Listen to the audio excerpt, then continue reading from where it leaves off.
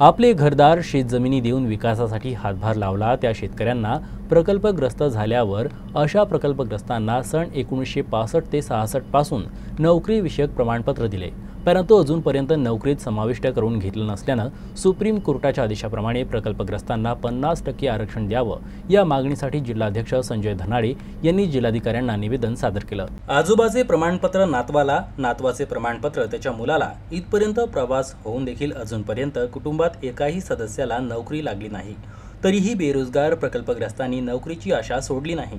दरम्यान प्रकल्पग्रस्तांनी या धोरणाच्या विरोधात सुप्रीम कोर्टात याचिका दाखल केली होती। त्यानुसार सुप्रीम कोर्टानं 2018 ते 2023 या काळात ज्या विभागानं जमीन संपादित केली आहे त्याच विभागानं त्यांच्या नोकर भरती प्रक्रियेत प्रकल्पग्रस्तांना 50% आरक्षण द्यावे असे आदेश दिले आहेत। त्या अनुषंगानं अकोला जिल्हाधिकारी वर्षा मीना, अधीक्षक अभियंता जलसंपदा विभाग यांच्याकडे नोकर भरतीमध्ये 50% आरक्षण मागणीचे पत्र सुशिक्षित बेरोजगार प्रकल्पग्रस्त संघटनेचे नेते संजय धनाडे यांच्या नेतृत्वात देण्यात आले।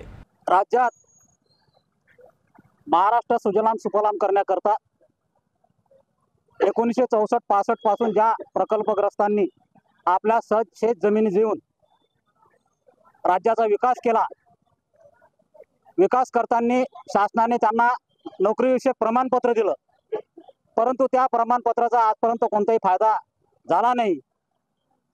आजोबाचे प्रमाणपत्र नातवाला गेले, नातवाचे प्रमाणपत्र पंतूला गेले, परंतु अजूनपर्यंत नोकरीची आशा झाली नाही। प्रकल्पग्रस्तांची संख्या ही दिवसेंदिवस वाढत गेली। 5% आरक्षणात ते शक्य नसल्याने आम्ही सुप्रीम कोर्टात गेलो। प्रकल्पग्रस्त सुप्रीम कोर्टात गेले। सुप्रीम कोर्टाने 18/3/2023 रोजी ज्या विभागाने भूसंपादित केलेल्या प्रकल्पग्रस्तांना त्याच विभागात 50% आरक्षण देण्याचे आदेश केले आहेत।